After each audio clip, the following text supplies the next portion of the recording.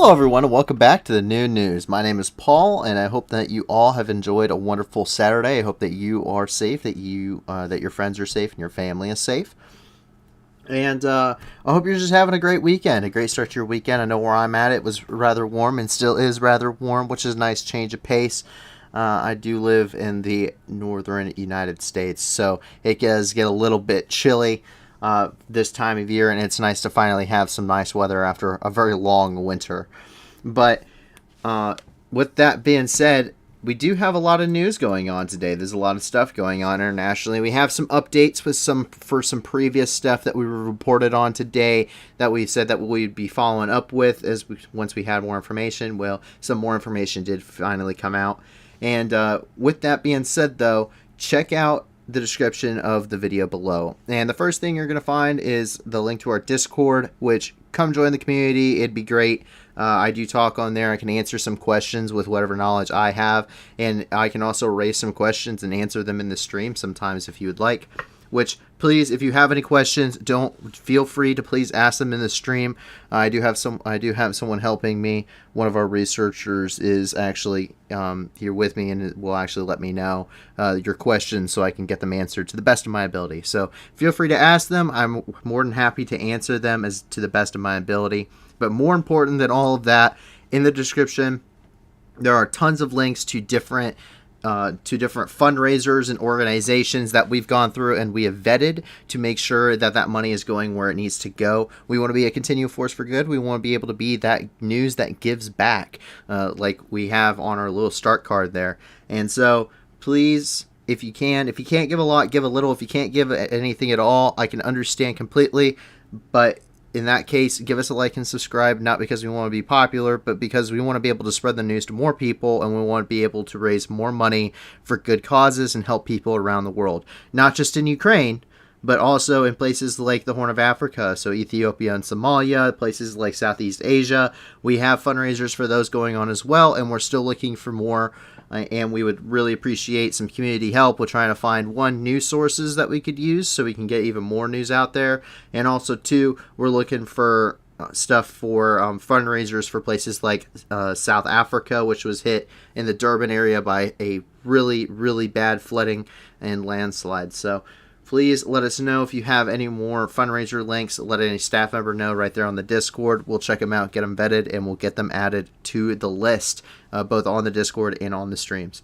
And without further ado, let's go ahead and jump right into the news. And of course, we're going to start with our special report coming out of Ukraine.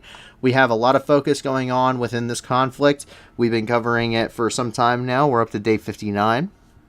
I believe we started on day 33 is when we started doing the news report.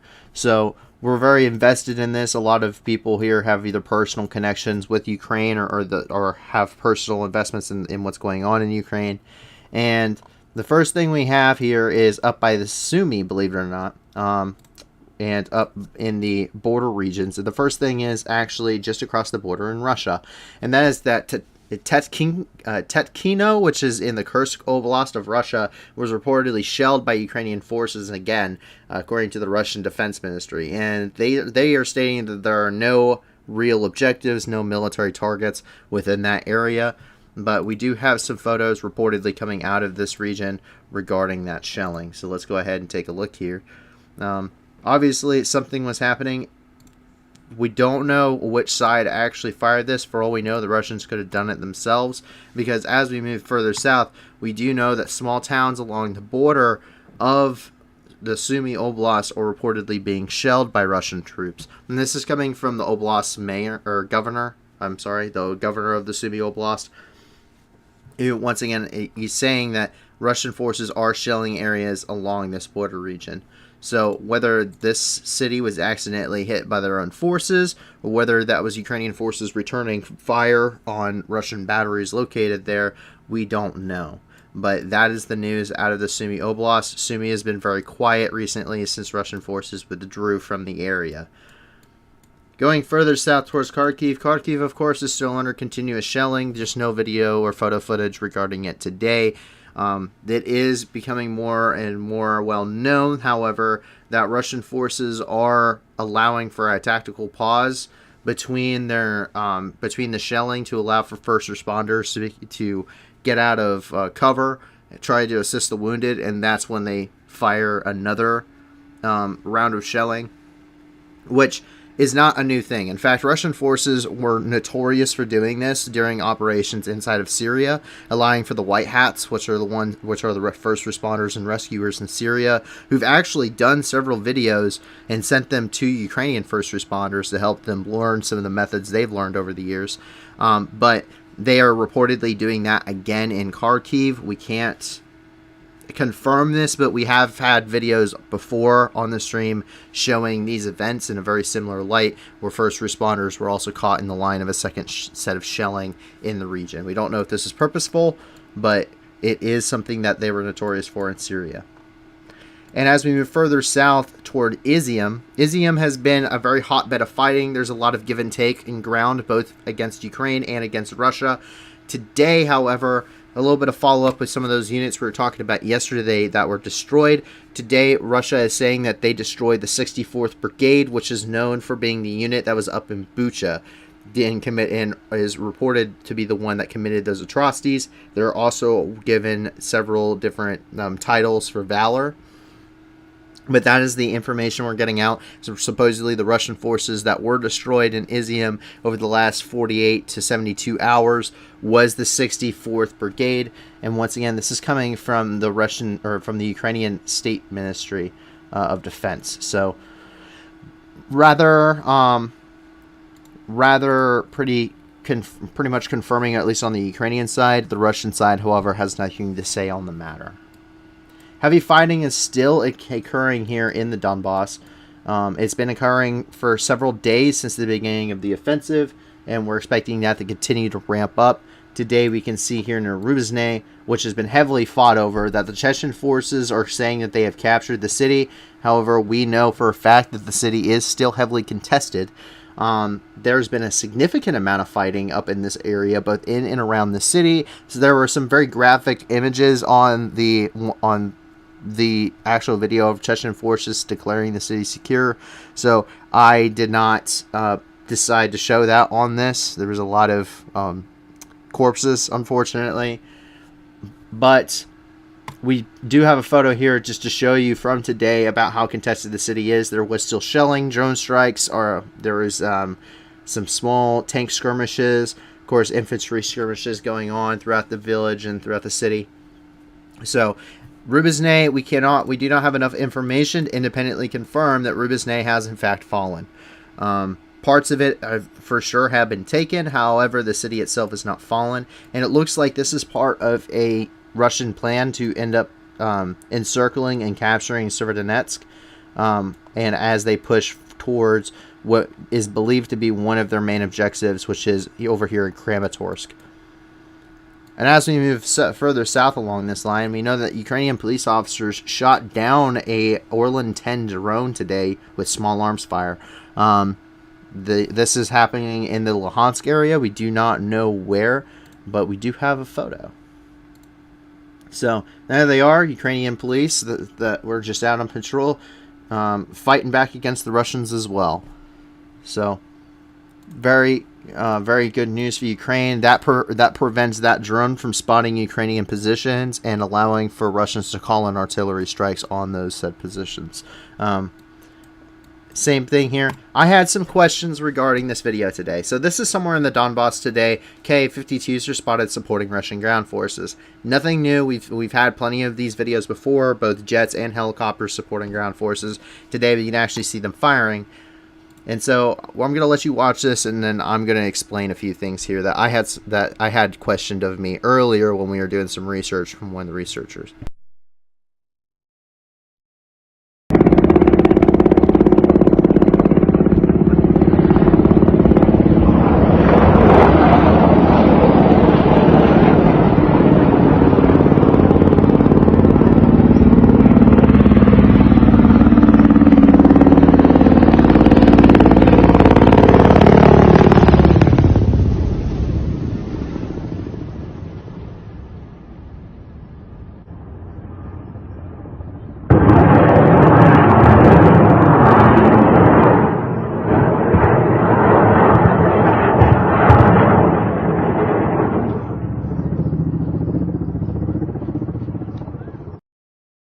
Okay, so a couple people have asked this before, and one of my researchers asked this today, and so I figured I'd answer this here on the stream because I figured a lot of people had the same question.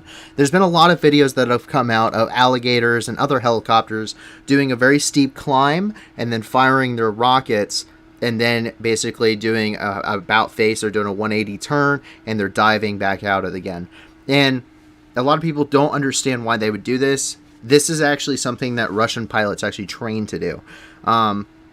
Something that is a very big concern for Russian pilots, obviously, are man pads, which are things like the Stinger missile, the Igla, the Strela, the Starstreak. So, and also just general air defense systems, the larger stuff that can be used, like Patriot missile batteries. This is stuff that Russian forces and Russian pilots have been training for years to try and avoid. Obviously, they still take losses, but for all intents and purposes, there are still Russian pilots that are flying, and they have trained because they know NATO has Stingers. Russia was engaged by Stingers heavily. It took a lot of losses in Afghanistan when they were still the Soviet Union back in 1980s. So they know about them. They know about the dangers, and what they're doing is they climb up, and this allows for their rockets. They can fire their rockets at a high angle, and that gives them that basically extends their range further than what they normally would be. So it gives them a higher angle of attack. They shoot them, those rockets go farther, and then they can stay further away from the threats against them, such as those Stinger missiles and there's air defense batteries. So that is why you'll see Russian helicopters fly up. They do this high angle attack, and then they fire all the rockets at once. People have said, well, that's not very accurate, at least the people that know about this. It isn't, which is why they fire all of them at once, essentially, or them in large volleys. That way they saturate the area with explosives instead of doing a precision strike, which is something that you see when they're using the Grad rockets anyway for their ground artillery. That's a saturation weapon. It's not really meant for precision artillery strikes. So same ideology with their helicopters, and it keeps their helicopters out from being hit because they're not close enough to be shot down. So with that explained, we do know that more stuff is being received by Ukrainian troops, and this is coming from the Quantum Systems Corporation out of Germany. They're receiving Vector drones.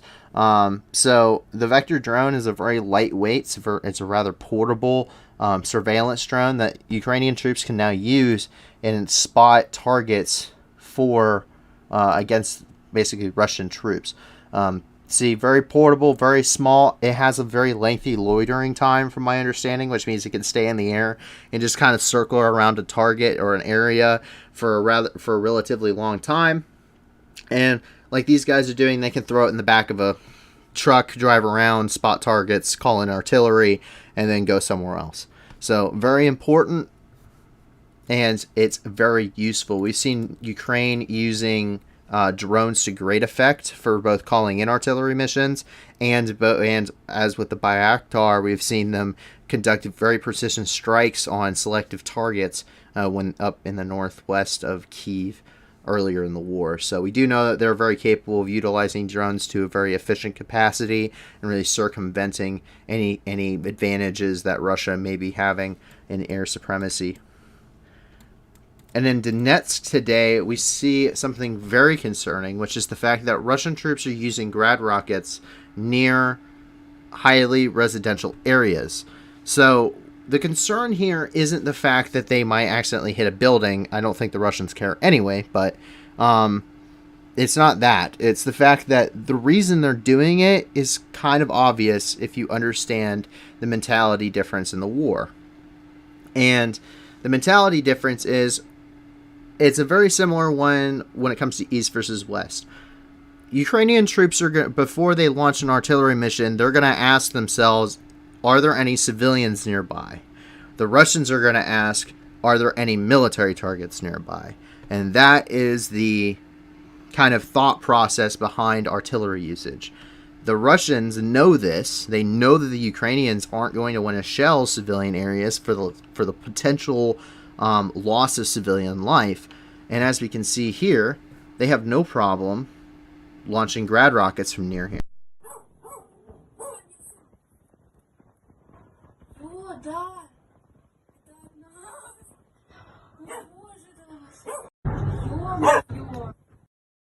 And basically what this means is if the Ukrainians try to return battery fire, which is what they want or need to do when they're getting shelled like this, they need to determine where that shelling was coming from, and then they need to return artillery fire back and destroy these. But they can't, because when they figure out where these are coming from, they're going to know that this is a highly populated area, and if they do fire back, there's a high chance of civilian casualties due to Ukrainian fire and artillery strikes, which means it would be a huge propaganda win for Russia, saying look at these civilians that Ukraine killed in an artillery strike. And it also means that Ukraine is very unlikely to attack and do counter battery fire against Russian troops. Basically, they're using civilians as shields on a mass scale here. So in and around civilian populaces is not where you're supposed to be using these heavy artillery pieces. They're doing it because they know that Ukraine likely won't fire back. And over here, as we move further south to Mariupol, the first thing we have here is that Russian troops decided they wanted to go drifting in a tank. So they decided to Tokyo drift a tank in downtown Mariupol. And that's just because there's a lack of resistance, because most of the city has been cleared. So I don't know what else to say. It was an interesting video. It kind of shows the Russian mentality behind this. So let's take a look.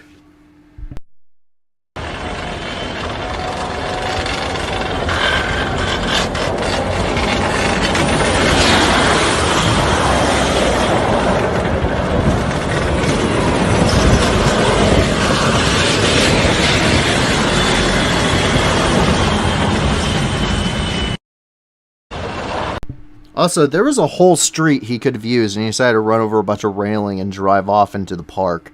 I just want to point that out. But that isn't the only news out of Mariupol today. There is a short video coming out of the Azovstal Steelworks today. There's no, they're not giving some official statement. The storming of the Azovstal was called off by Putin himself. There was a huge media thing about it.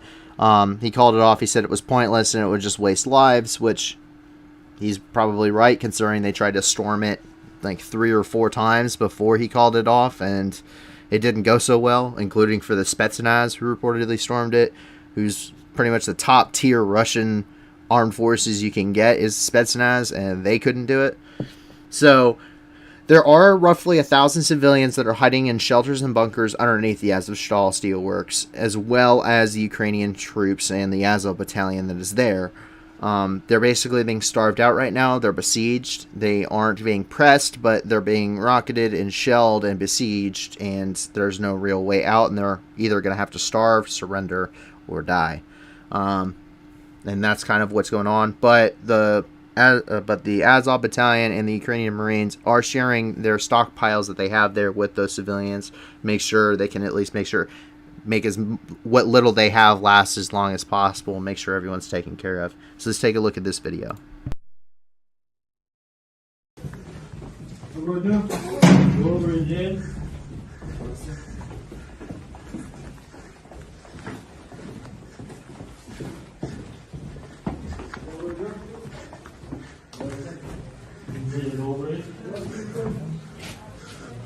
Здрасте. Добрый день. Мы тут вам подарочками. Можно разложиться. Позовите. Детки. Підходьте, до вас трошки щось вкусного привезли. Проходьте. А можем в один ложить, а раздавать мы будем, чтобы потом по-честному всем одинаково. Можно? Ну, может, на столе. Пожалуйста. Not a long video, but it still shows that they're alive and that they are still trying to make what they have last and make sure everyone is taken care of. And so we have a couple of follow-ups to yesterday. So the first thing we have a follow-up for is Ukraine did, in fact, confirm that they did attack a Russian command post and reportedly killed 2 generals and injured another. We're not able to independently verify this, but there has been a lot of talk about this, and it seems pretty consistent with how Ukraine is fighting. We do know that there were counteroffensives here, and so we got this off of Nexta, and of course that is the Ukrainian Intelligence Ministry's Telegram there. And then on top of that, reportedly, this is kind of something that came in a little late. This is from a Canadian volunteer with Ukrainian forces, and he has said that they captured 8 different settlements within the Kherson Oblast. We did not know what those were. We did not mark them, and there's not enough evidence to change this map. But he also said that they did, in fact, destroy forces near Kiselka, which is in the Kherson Oblast, and that they reportedly basically retreated back to Cherno and down towards Kherson. Now, we can take a look at these Twitter posts here from him. And so they were apparently going to be counterattacking the counterattack, which is very common in this war. He's saying down here in his second post that they've lost 70 plus personnel, 13 units of equipment, including 2 tanks, 1 MLRS, which would be a grad, and 6 units of armor and engineering equipment, and 4 UAVs. Now, not able to confirm this, but we do know that there's a lot of heavy fighting down here, and it's very rare to get updates on what's going on in this area, especially over here in the eastern part. There's reportedly a lot of heavy fighting. If you go look at this study for the Institute for the Study of War, which is a very reliable source. It's headed by former generals and stuff from the U.S. military. So very reliable source. A lot of intelligent people. They put out a daily report. They're saying that there is a lot of heavy fighting in this area as well. So hopefully we can get some more information in the next coming days. We've been saying that for a while now, however, so it may not be the case. But we do know that there still is fighting, and that counterattack is still ongoing.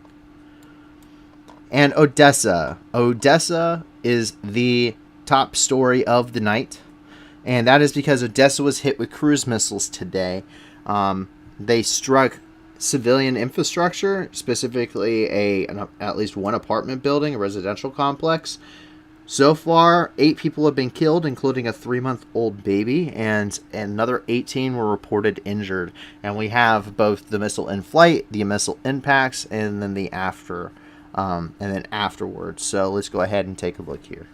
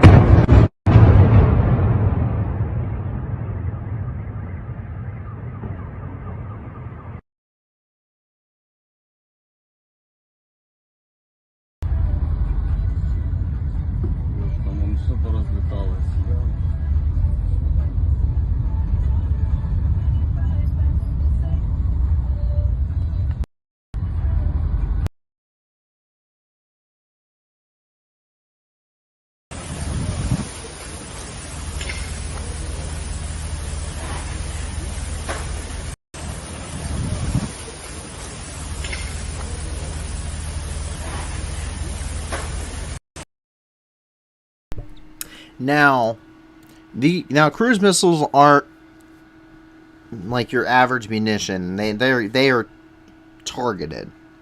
You put in like grids for them. And what is important about this is before we've seen missile strikes on civilian infrastructure in Kyiv before. And much earlier in the war, and it hit a residential complex. It was highly publicized. And it hit this residential complex, and there was a lot of questions as to whether or not, was it in the way, of what the actual target was, and it just happened to be in the flight path. Odessa, that missile didn't just, it didn't, just clip the top of a building. No, it flew and it specifically hit the bottom of that building. Which means it's very obvious that they're targeting this kind of stuff. They're not targeting a military target. That was very much a civilian target. And so it's a highly populated city that's been relatively untouched by the war. There hasn't been really any reason to flee Odessa for the most part. It's kind of a safe haven, much like Lviv. It's heavily secured, and they're hitting residential buildings. And this also comes after we saw a submarine reloading Caliber cruise missiles on board the ship in Sevastopol 2 days ago, and then we saw it put out to sea yesterday. And then today there are now cruise missiles attacks in Odessa.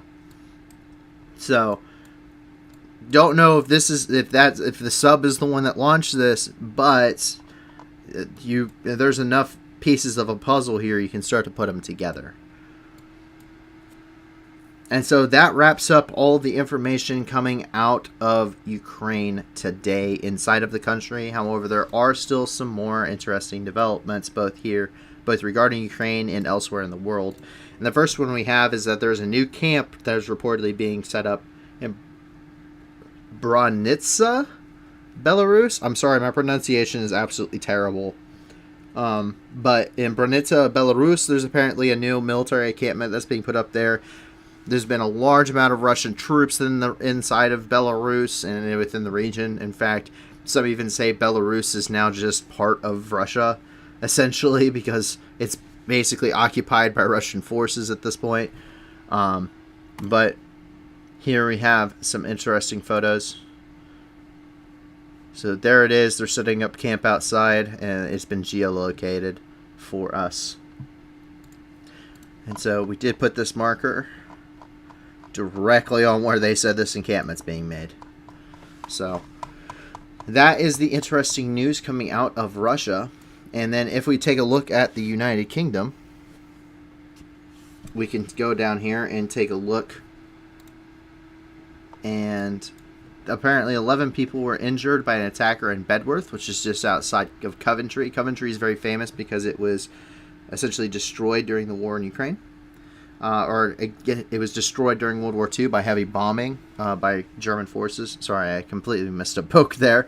But 11 people were injured after a 33-year-old suspect attacked them with a knife. They're basically passerbys. They are all currently receiving medical treatment, and the 33-year-old suspect was arrested. But the motives aren't known at all as to why he did this. Let's take a look here. That's just a street over there near Coventry. And we did get this from BBC, so if you want some follow-up information, you can go check them out. And I did get a question today from PK, and he says, maybe there was a Russian oligarch in that apartment building we don't know about yet. Some interesting, a little bit of an interesting comment there. Maybe. Who knows? There is a lot of conspiracy theories flying around right now regarding the ongoing war and what's happening to these Russian oligarchs, because there are tons of them still around the world. I mean, their yachts are in all sorts of places in the world right now, and it's totally possible that Putin would want to kill off some of these.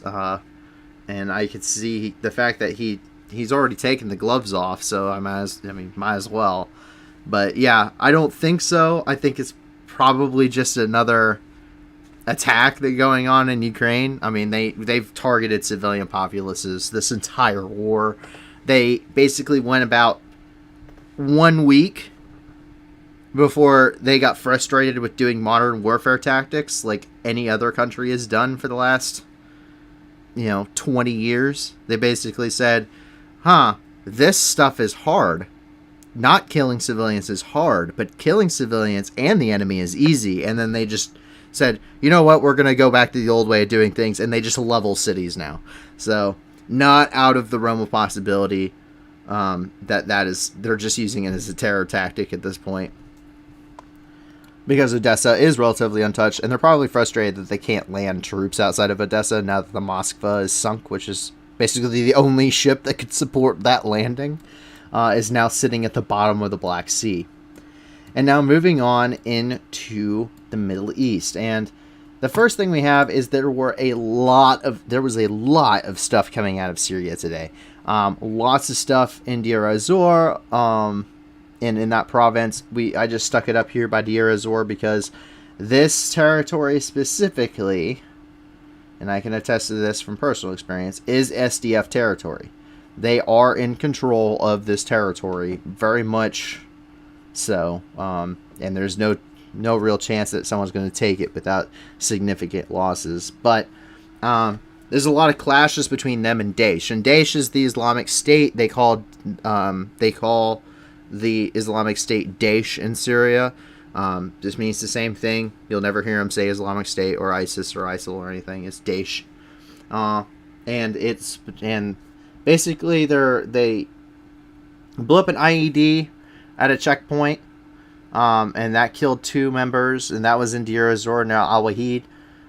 And then there was a car that was shot at, and 2 people were killed, 4 more were injured near Harfi, and then Latvin, near Zaban, another PKK car was blown up, which is this Kurdish vehicle. PKK is Kurds. Looks like a commander of the PKK was killed. Another 3 members of the PKK were killed, including commander, after they were blown by another car that was blown up in Tapka. Another IED going off and killing at least 1 person and injuring 2 others near Yaribia. And so we didn't have a chance to look. I did not have a chance to look a lot of that stuff over as I was putting this together, so I'm sorry if that seems a little bit out of out of the normal line, but it's a lot of quick fire developments. And what you have to understand is that this conflict is a lot of quick fire developments.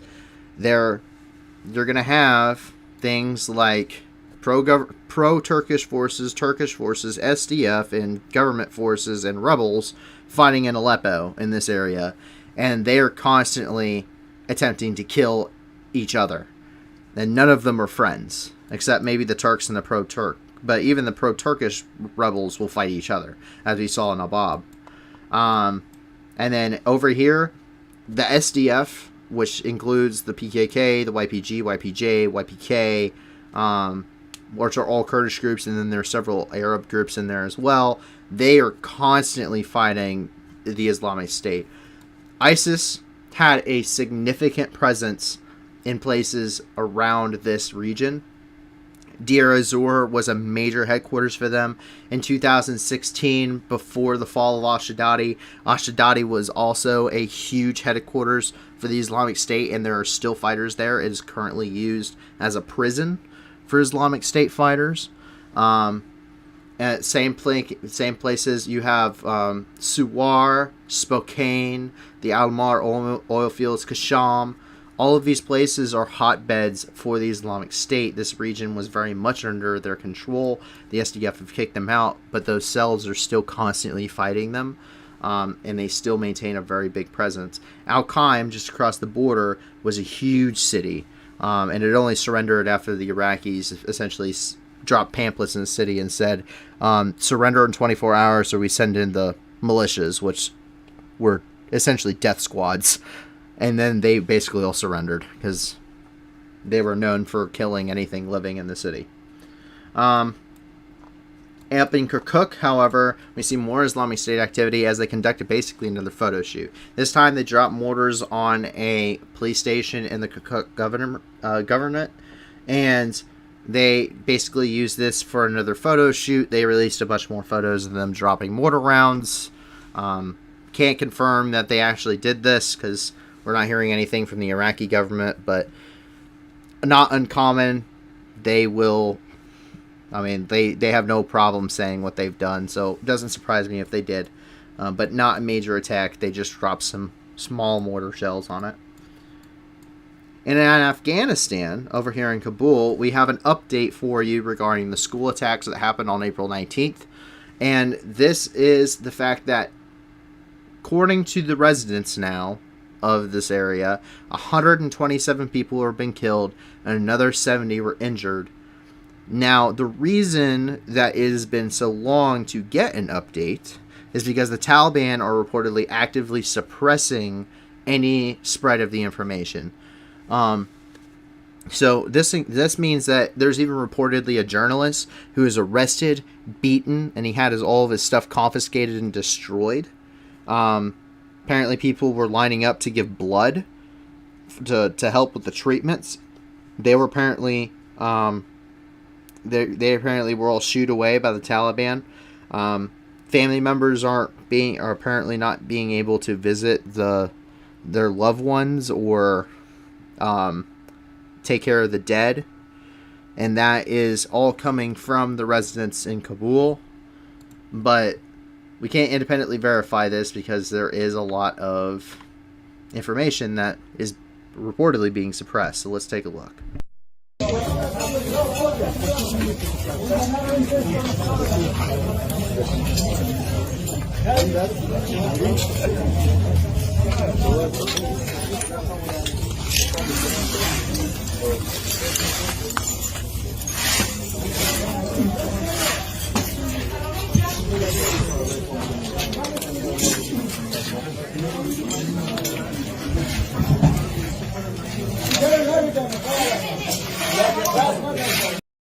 So it looks like it's just some more videos of what was going on during the attack and in the aftermath. A lot of the small items that people were holding in these schools when the suicide bombers did detonate.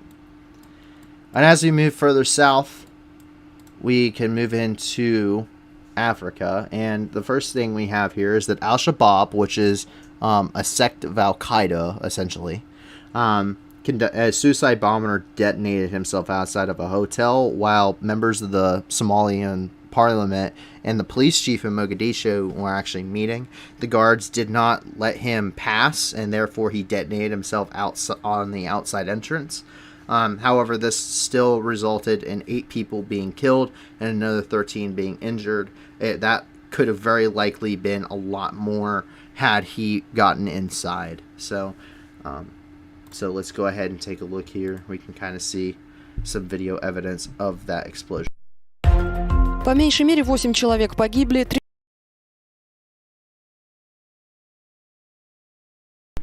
So, very much destroyed outside. You can see Mogadishu police are there. Just this was not a small explosive. This was a very, very large explosion. Looks like it probably would have been a vehicle-borne IED with a suicide bomber inside.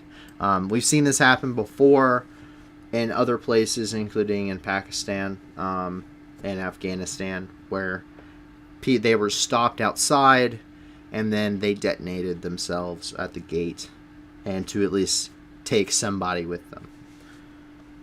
As we move over into the Democratic Republic of the Congo, we see that there were several Islamic State massacres in Ituri and Kivu, and this comes as the Islamic State has ramped up their violence in Africa to a massive degree. They're specifically targeting the Christian civilian population, and then also militia fighters and government troops that are holding security there. Dozens of people were killed in both of these villages after they were rounded up and killed by Islamic State fighters. And it looks like they even had some of their homes burned following this. So, very, very disturbing. But coming from the Islamic State, not unsurprising. And as we move over into Nigeria, there's more reports from the Islamic State. In Jalingo, which is a city in Nigeria, Islamic State militants threw a hand grenade into a bar, injuring 10 people. There were no reports of any deaths, however. But this comes as Nigeria has announced that the Islamic State is operating in Borno, Yobe, Adamawa, and Taraba, and Kogi those different states have active Islamic State fighters within them inside of the nation of Nigeria. We've seen a lot of activity near Borno, in the Borno region, and that doesn't seem like it's going to be subsiding anytime soon. And as we press further south, in I'm going to try and pronounce this, Ogamanana, a police station was attacked. A Nigerian police station specifically was attacked by Islamic State militants. 5 people were killed and several others were wounded. And they set fire to several vehicles there parked at the station, and they made off with a bunch of weapons and ammunition. Basically, they went there, raided it for supplies, killed and wounded the guys inside, set fire to their vehicles so they could be chased, and got out of Dodge. And we do have a photo showing all of the weapons and ammunition that they captured from that police station, as you can see there, the police vests. And that is it for Africa. Now, if we move up here into North America, we can see coming out of Toronto that the CBC is reporting that alongside the 4 M777 howitzers being sent to Ukraine, they are also sending the Excalibur shell. Now, I'm sure a lot of people don't know what the Excalibur shell is and why it's important that they're saying they're sending this. And here's a little bit of a lesson for you. This is the Excalibur shell. This is a it's an artillery shell just like any other, but it's rocket assisted, and even more importantly, it is guided. The Excalibur shell is a guided munition, meaning once you fire this thing, you can guide it to a target and hit it with a precision strike. That is why this is so important to be sent to Ukraine. It allows for them to basically conduct precision strikes on specific targets, and once again, it's a 155 millimeter artillery shell hitting that target. So you're going to be guaranteed to destroy anything you're intending to destroy. And that comes along with 144,000 artillery rounds that are being sent to Ukraine from the United States as well. So high amounts of heavy equipment being transported. And also out of Washington, according to President Zelensky, the Secretary of State, Anthony Blinken, is expected to be visiting Kyiv tomorrow. Once again, the U.S. hasn't officially said anything, but President Zelensky did say that the Secretary of State would be visiting tomorrow, and with that, he would be the very first U.S. official to be visiting the country since the beginning of the war. So that's a very important and long anticipated trip to Ukraine. And I'm sure there's going to be a lot of conversations being held between Secretary Blinken and President Zelensky about what further assistance the United States can and needs to do. And to wrap up this video, we have something coming from NASA, and that's because they found a luminescent crater on Mars. So this thing's very cool. It looks fascinating, but it's basically a lot of iron oxide that is inside of this crater, and in the way it looks around this crater, it glows. It has a luminescent glow to it, and it looks like a fingerprint on the face of Mars. Very cool. It sits, it's about a third of a mile wide, or about a fifth of a kilometer. So, very cool thing to take a look at. We have a photo of it here. And yeah, it does look like a fingerprint, just sitting there on the face of Mars. So, it's another cool discovery for the space community, for the astronomy community, and for NASA. We're hearing a lot of stuff from NASA about different trips that they're planning on doing. They're planning on having another lunar mission, of course. If you're looking at other things like Tesla's stuff, SpaceX, then they're having a lot of developments. They're working on Starship right now. Of course, that's hitting some setbacks there in Texas because they can't expand their their facility there, but they're looking at international facilities too. So, and also the International Space Station is starting to come to the end of its life cycle here soon. I think 2030 they're supposed to be doing a controlled crash into the ocean somewhere. So a lot of interesting news coming out of the space community, a lot of discoveries that have been made lately. So we hope to see more coming out in the future. And with that, we have covered every single piece of news that we have in the world today. And so I hope you enjoyed. I hope you guys are continuing to enjoy these. Some very interesting news that's been coming out from all over the world. A lot of stuff from the Islamic State, which is concerning. And a lot of stuff in general going on in Ukraine, of course, which is very concerning. And with that concern usually means that a lot of people want to be able to do something about it. And luckily with us, you can. Because if you go into the description of this video, you can see that there are a ton of different organizations that we've gone through and we vetted to make sure that the majority of those donations that you send to them actually go to their programs. I'm talking anywhere from 80+% of their donations go directly to the programs and to the people in need. They don't go to salaries and whatever. I think the highest one we have on there, 99.6% of the donations actually go to assisting people in the countries affected. And so, please, not just for Ukraine, but for places like Ethiopia, Somalia, for Southeast Asia, go check out those links. Go shoot them whatever you can. If you can't give a lot, give a little. And that way we can continue to be the news that gives back. And if you can't give them anything, give us a like and subscribe. Not because we want to be the most popular thing on YouTube. I'm not trying to go past PewDiePie or anyone.